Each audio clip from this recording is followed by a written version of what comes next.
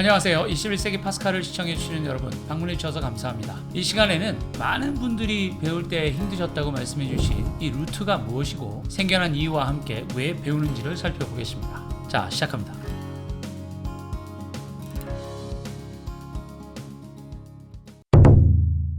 여러분, 정사각형의 넓이가 100이라면 한 변은 얼마일까요? 그렇죠, 10입니다. 정사각형은 모든 변의 길이가 같고, 그래서 한 변의 길이의 제곱이 넓이이기에 그게 100이니까 10이 됩니다. 그런데 정사각형의 넓이가 2이면요, 이건 바로 답이 나오지가 않습니다. 그쵸? 마치 어디 하수구 같은 정사각형 구멍을 막아야 해서 꽤 정확한 정사각형 뚜껑을 만들어야 하는데, 그 넓이가 2제곱미터라면 한 변의 길이가 얼마 정도 되게 만들어야 하는지를 묻는 질문과 같습니다. 어떤 수가 있고 그 수를 제곱하는 것, 즉 주어진 수와 그 수를 곱하는 것은 어렵지 않습니다. 다시 말해, 정사각형의 한 변의 길이를 주고 그 정사각형의 넓이를 구하는 것은 아주 쉽다는 뜻입니다. 2의 제곱은 4, 4의 제곱은 16, 그리고 1.5의 제곱은 2.25입니다. 이와 같이 여러분들이 곱셈을 하실 수 있고, 시간만 넉넉히 주어지면 어떤 수가 주어져도 그 수를 제곱한 값은 구할 수 있습니다. 하지만 앞서 정사각형 넓이 질문에서 확인했듯이 어떤 수를 제곱한 결과를 주고, 즉 넓이를 주고, 그 넓이가 나오게 하는 그 수가 뭐냐고 물어보면 이건 다른 차원의 질문이 된다는 뜻입니다. 사실은 우리가 어떤 수의 제곱임을 이미 알고 있는 수들은 큰 문제가 없습니다. 100은 10의 제곱이고 9는 3의 제곱입니다. 25는요? 그렇죠, 5의 제곱이죠. 그렇다면 2는 어떤 수의 제곱일까요? 이게 바로 안 나옵니다. 1의 제곱은 1이고 2의 제곱은 4이니까 우리는 대략 1.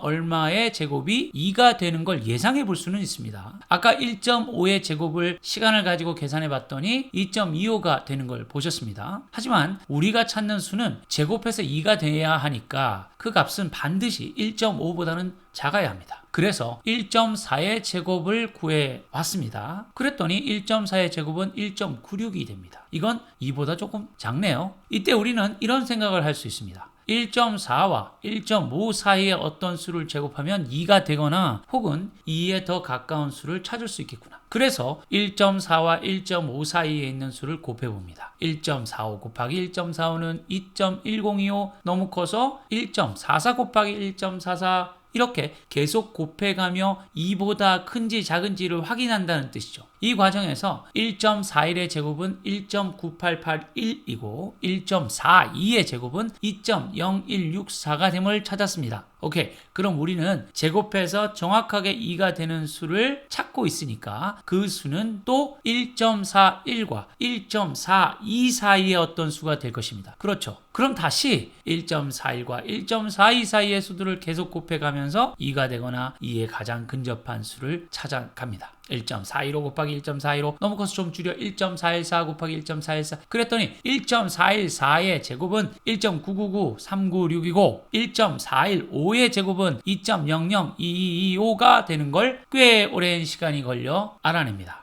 문제는 이렇게 시간을 썼는데 아직 제곱해서 정확하게 2가 되는 수를 찾지도 못했다는 겁니다. 이걸 언제까지 계속할 수 있을까요? 소수점 아래 숫자가 많아지면 많아질수록 당연히 곱셈도 어려워지고 계산 과정에 실수도 생기고, 그래서 시간도 더 엄청 오래 걸립니다. 아무튼 이 과정을 계속 반복하며 몇 시간이 걸려서 1.414213의 제곱이 1.99973905이고 아주 2에 가까운 수를 찾았다고 나름 위로를 얻을 수는 있습니다. 그런데 이 수도 정확히 제곱해서 2가 되지는 않습니다. 이쯤 되면 슬슬 짜증이 나실 겁니다. 그런데 더 짜증나는 사실은 제곱해서 완전히 2로 딱 떨어지는 그런 수가 없다는 겁니다. 끝없이 2에 근접하지만 정확하게 제곱해서 2를 만드는 수는 무엇분의 무엇수로 바꿀 수 있는 유리수 중에는 없고, 그래서 이름을 따로 만들어 그 수를 무리수라고 부르며 표현해야 하는 상황이 생겨버렸습니다. 여러분들, 피타고라스 정리를 찾은 피타고라스 할아버지 시대에는 끝까지 계속 안 찾아봐서 그렇지 언젠가는 제곱해서 2가 되는 어떤 수가 분명히 소수점 몇째짜리에는 있을 것이라고 대부분의 학자들이 믿었고, 그럼에도 불구하고 혹시 그런 수가 없는 게 아니야? 라고 의심했던 사람들을 몰래 잡아 죽였다는 학설도 있습니다. 이처럼 무리수를 표현하는 루트는 많은 논란을 불러온 수였습니다. 그리고 더 황당한 건 어찌어찌해서 꽤 정확한 근사값을 찾았다고 해도 이 값이 포함되어 있는 문제에서 답을 찾기 위해 식을 써 내려갈 때 이 제곱해서 2가 되는 근사값을 계속 함께 써 내려가야 한다면 이 수 1.414213을 외워야 하고 그리고 기억해야 되겠죠? 그리고 이 소수점 7자리의 수를 계속 써내려가는 것은 지금 보고 계시는 것처럼 아주 번거롭고 시간이 많이 걸리는 일입니다. 여러분 보기만 해도 짜증나시죠? 그런데 종이도 비싸고 잉크를 넣어 사용하던 펜을 아무나 살 수 없었던 시절에는 이게 웬 낭비라고 생각했을 겁니다. 그래서 수학자들은 기호를 하나 만들어냅니다. 그리고 너무도 멋진 이름을 부여합니다. 그놈이 바로 이 루트, 영어로는 스퀘어 루트라고 하는 바로 이놈입니다.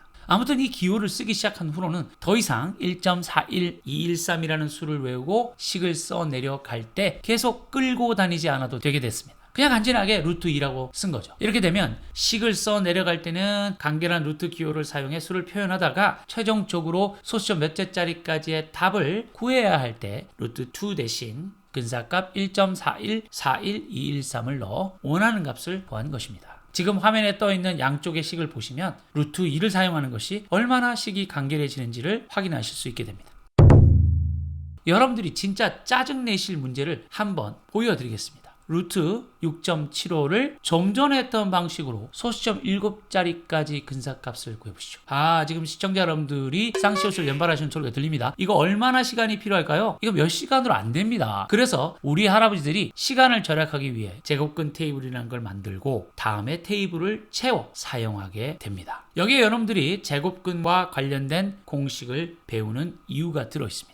안에는 모두 증명이 끝난 공식입니다. 자, 그럼 왜 이런 걸 만들고 많은 문제들을 풀어서 익숙해지는 훈련을 했는지 알아보겠습니다. 여러분 이미 엄청난 시간을 들여서 루트 2, 루트 3, 루트 5를 소수점 6제짜리까지만 찾았다고 하죠. 그런데 너무 감사하게도 이 짓을 앞으로 나오는 모든 수에 다 적용해야 할 필요가 없다는 걸 알게 됩니다. 무슨 말이냐고요? 여러분 위에서 배운 공식이 참이라면 루트 6을 그 무식한 방법 말고 루트 2 곱하기 루트 3, 즉 1.414121 곱하기 1.732050으로 구할 수 있다는 말입니다. 물론 소수점 6제짜리 수의 곱셈도 시간이 꽤 걸립니다. 하지만 제곱해서 6에 가까워지는 수들을 계속 유추하고 곱해서 결과를 가지고 수를 내리거나 올려가면서 찾아 들어가는 과정에 비하면 시간이 걸리는 것도 아닙니다. 그럼 이제 여러분들은 이런 결론을 얻게 됩니다.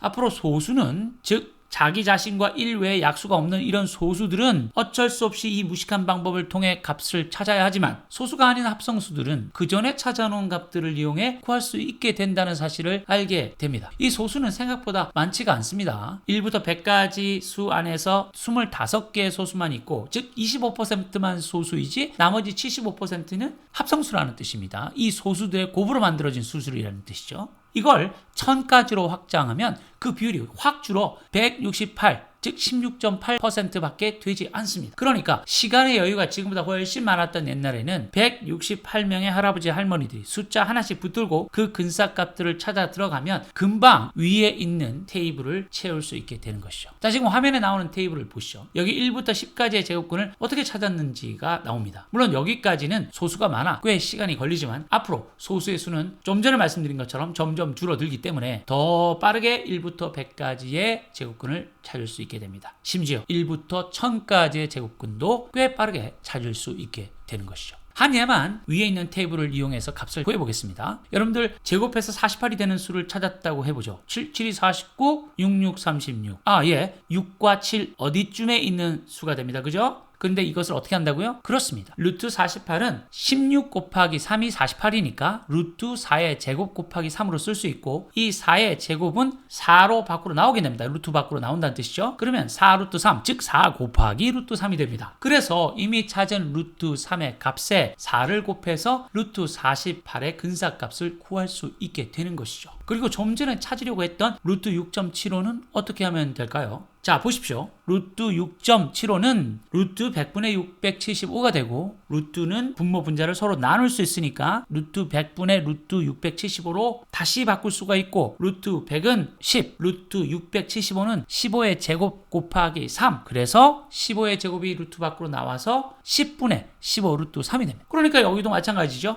루트 3의 값은 이미 찾았다고 했습니다. 그래서 그 값에다가 15를 곱하고 그 수를 10으로 나누면 바로 6.75에 대한 제곱근 값, 즉 루트 6.75가 2.5980762라는 것을 찾을 수가 있게 됩니다. 자, 여러분들 이제 왜 학창시절에 루트 100분의 675를 10분의 15 루트 3으로 바꾸는 문제들을 엄청 많이 푸셨는지 이해가 되셨을 겁니다. 물론 이미 찾은 값들을 곱하거나 나누어서 제곱근 값을 찾는 방법에는 에러가 생깁니다. 루트 6 같은 경우 무식하게 찾은 소수점 7자리 수와 이미 찾은 루트 2, 루트 3의 두 근사값을 곱해서 찾은 값 사이에는 차이가 있다는 말씀이죠. 하지만 로켓을 쏘아 올리지 않았던 그 옛날에는 보통의 경우 소수점 서너 자리까지 구하면 꽤 정확한 근사값이었기 때문에 이 방법이 사용되어진 겁니다. 그 이후 뉴턴은 제곱근의 근사값을 뉴턴스 메소드를 이용해 아주 빠르고 정확하게 찾았고, 테일러라는 수학자는 제곱근 함수는 물론이고 더 복잡하고 다양한 초월 함수를 대수 함수로 바꿀 수 있는 방법인 테일러 급수를 찾아내 그걸 이용해 아주 정확하게 근사값을 찾아냈습니다.